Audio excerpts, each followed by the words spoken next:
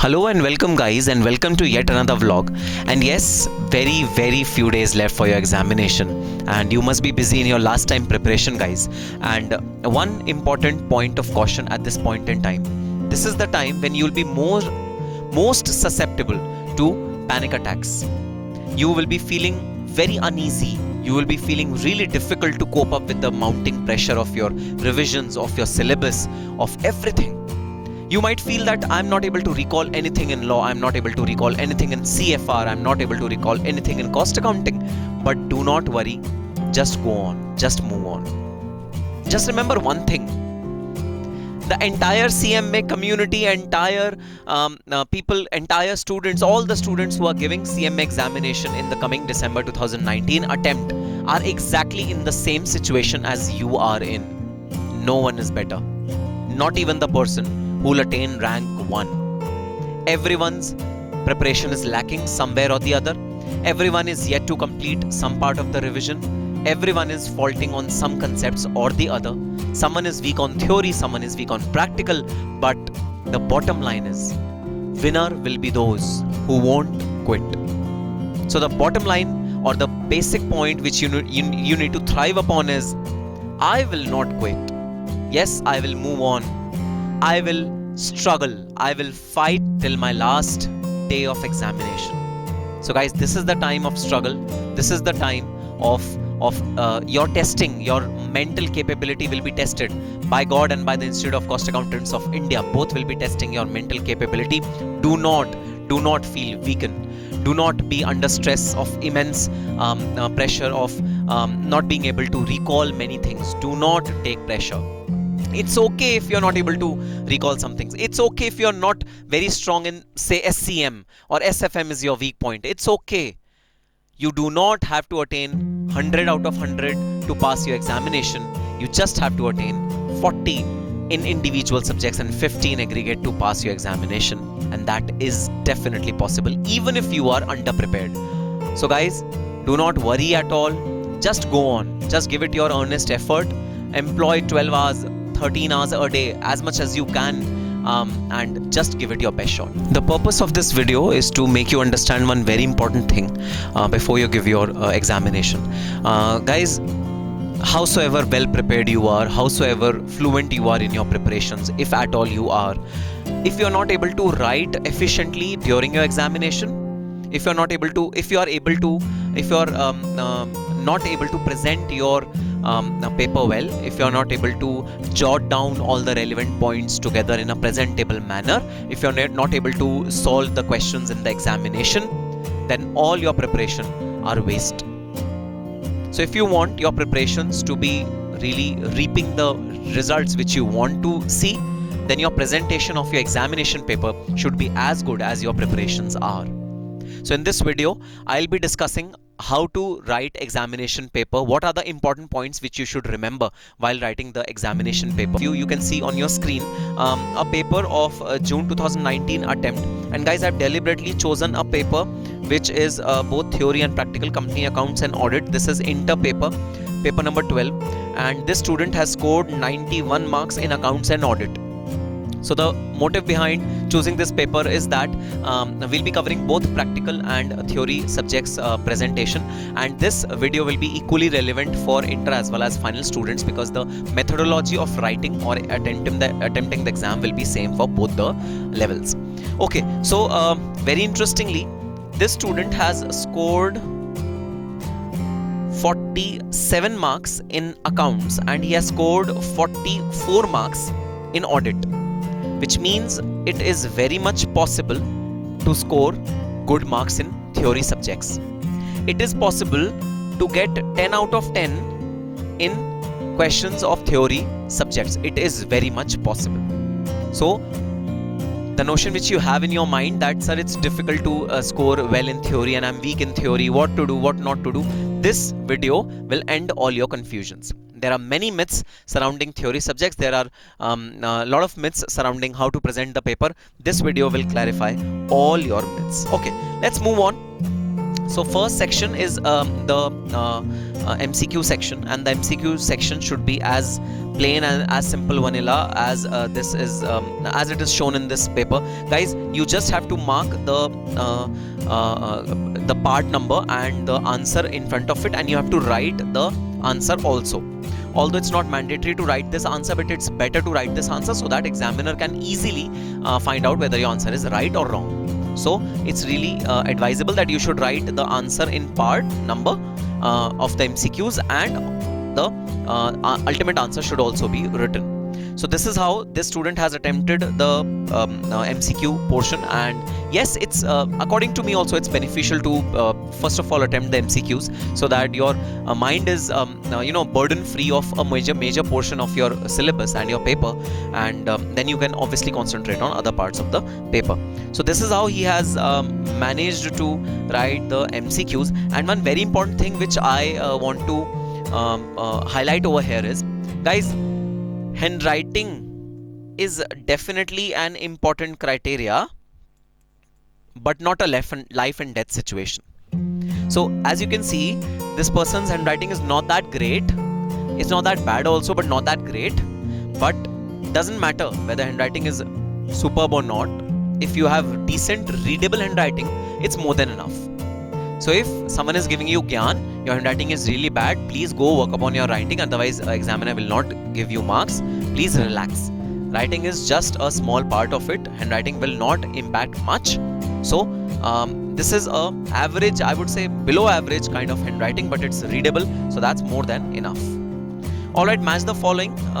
This student has matched the following in the similar way. So apart from writing the part numbers, he has also written the full answers, and that is a recommended strategy. That is really important. Okay, true and false, and this is the section of true and false. And let me remind you one very important thing, guys. Along with answering true and false, please remember to read the question on whether the question is asking for your comments or not, because many students miss on the comments. Many students just write true and false according to their knowledge and answer, but they forget to write the comments. Guys, if the question is asking you to give comments, then you have to give comments. Even if you have to reproduce that line once again by writing just a yes or a no, that's perfectly fine, but you have to give your comments. So you have to be very keen and very smart on judging whether comments are required or not, and you have to appreciate that if the examiner has asked for your comments, you have to write comments along with true and false. So I am not sure about this true or false what he's written, but yes, he's been a little smart over here. Okay, now coming on to the practical portion. Practical portion, suggestion number 1, start every question from a separate page. So each question and even a subpart of one question, part and subpart of one question, should start from a separate page. So this is how you should start. Question number 2, a part from a separate page. He is given a heading for the working which he started. And one very important thing, he has used scales to draw lines. Guys, you should also use scale to draw lines. No need of using pencil or different colored pen. You can use the same pen. If you are using a blue pen, then you can draw the lines by blue pens itself. But drawing lines makes your accounts really interesting and really tidy, clean basically. So if your accounts are clean, then your examiner is much more impressed than a shabbily kept account. So what he's done is he's used a ruler scale to draw lines, and he has equally bifurcated his page into columns as per the requirements, and then he has written his answers. Again, same point I would like to highlight over here. Handwriting is not great. It's even below average. So handwriting might not make a lot of difference. Okay, so clearly this cutting can be avoided. If it is possible, then this cutting can be avoided if possible. But even if cutting is there, perfectly fine, no problems. Guys, second part has been started from a new page. You have to start every question from a new page. And again, use of scale, tidily maintained account. Working notes should form part of the question. and should be clearly visible. Again, a part starting should be started from a different page. One more suggestion which he has not done, I want to give it to you. Guys, write the question number also. Question number 2, part B. Question number 2, part A. Question number 3, part A. Write question number and part both together from a separate page, from a fresh page, and do every part on a fresh page. This is again, he's concluded question number 2. He started question number 3. Question number 3, part A, he has to prepare a revenue account, form BRA, and he has again neatly put lines using scales. Notes to accounts he's again made in a little rough manner. Notes to accounts or the working notes can be made in a little rough manner. And this is how he has presented. Okay, he has done some bit of cutting, but it's perfectly fine. You are okay. It's okay to cut some small portions of your paper, but of course you should not be doing cutting so much that your account is not visible. In that case, you should cut the entire account and start it again. But no need to cut the entire account if you have some small cutting. That's okay. That's perfectly fine if you have some small cuttings here and there.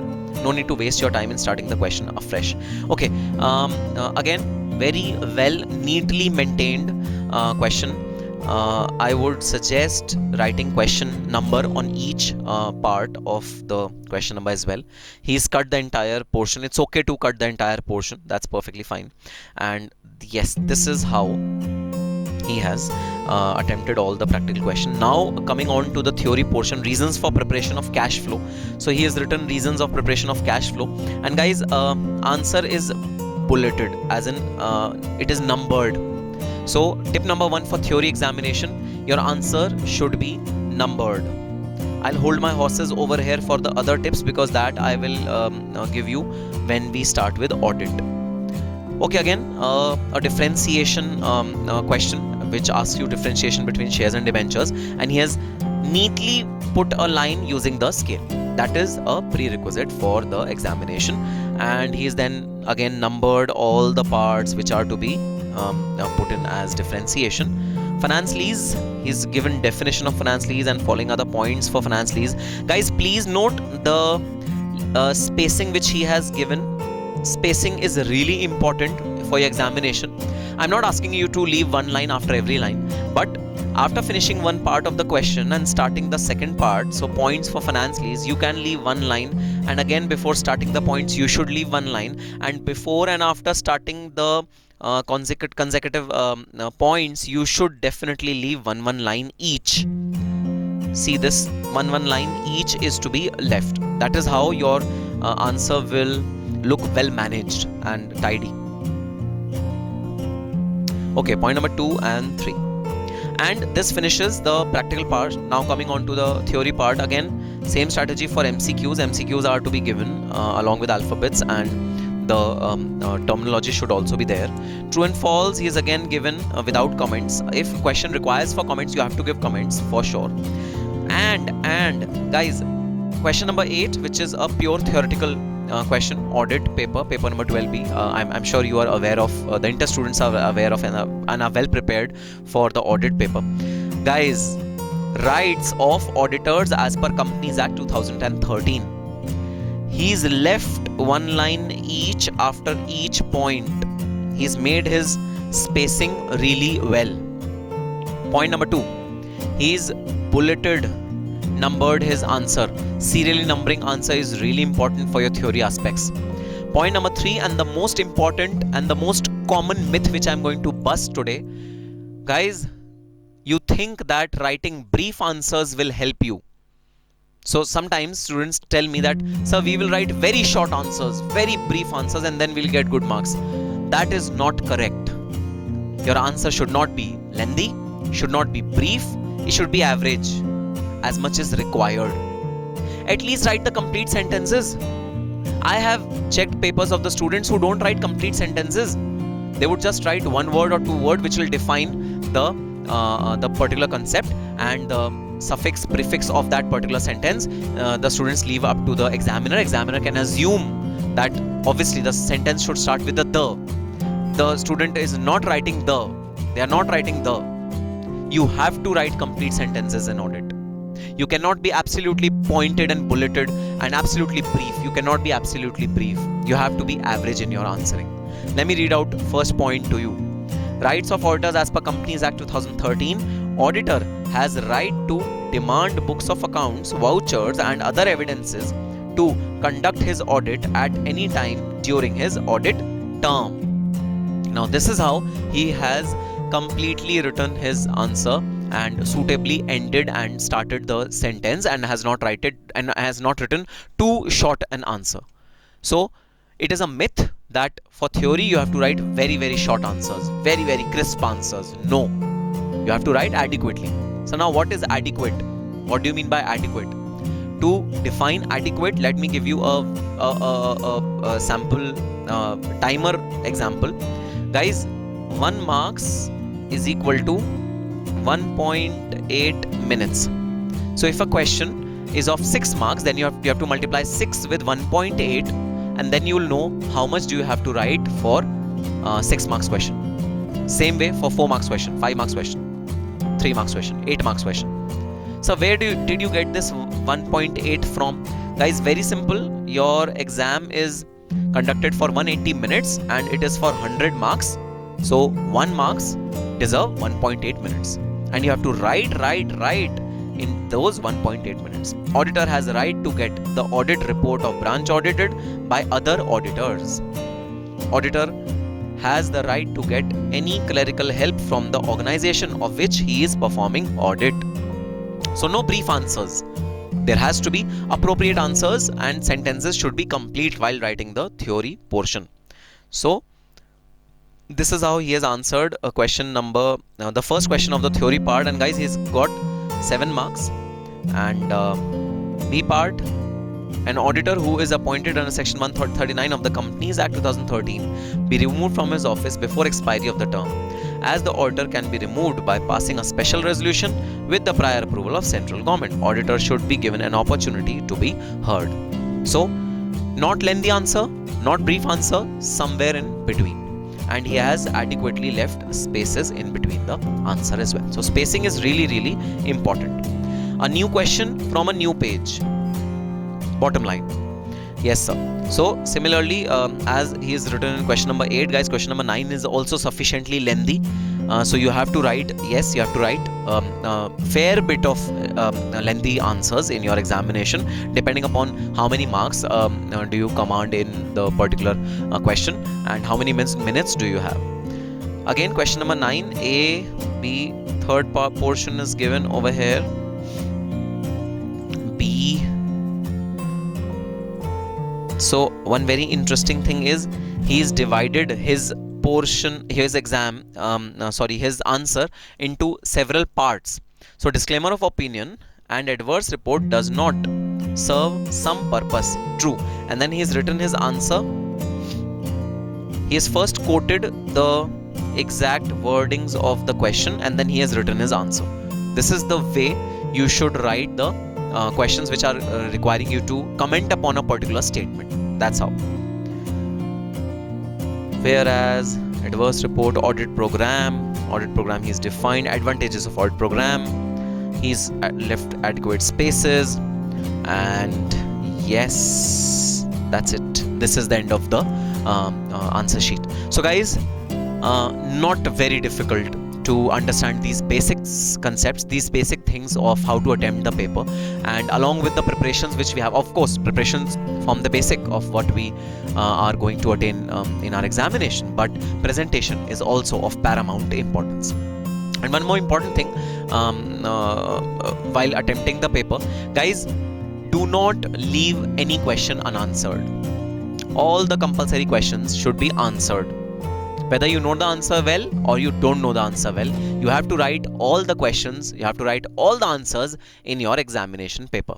So I'll give you a quick tip which I've used in my professional examinations, and they have worked for me. 3 superbly written questions will fetch you less marks than 5 averagely written questions. So you write 5 answers which are of average length, which are of average perfection. they will give you higher marks as compared to if you focus your attention on 3 questions and do it superbly and leave those 2 questions which you do not know. 3 questions will give you less marks. 5 questions which are averagely attempted, which are not superbly attempted, but you have attempted 5. Because of paucity of time, you could not complete all the 5, but you have attempted all 5. Will give you more marks as compared to if you have employed all your time in answering 3 questions. So follow this tip in your examination. I'm sure you'll be able to benefit from this tip.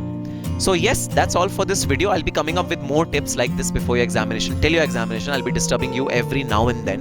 And yes, if you have any questions on presentation, on what do you want from the examiner's side, or what do you want from my side to be analyzed, or some suggestions which you want, you can write in the comments box, or you can call me up on my number. I'll be available to answer your queries. On that positive note, all the very best and happy studying. For latest updates and information on entire CMA profession, just subscribe to our channel and don't forget to press the bell icon to get notification on the latest videos which are being uploaded on the channel. For products related to paper number 19, paper number 20 for final students and paper number 12 for intermediate students, log on to www.agrawallawhouse.com. It contains the compilation of handwritten notes, books, reference materials and video lectures of these 3 subjects. If you have any further query or you want to speak to me personally for any kind of counseling, you can call me at the number given on the screen.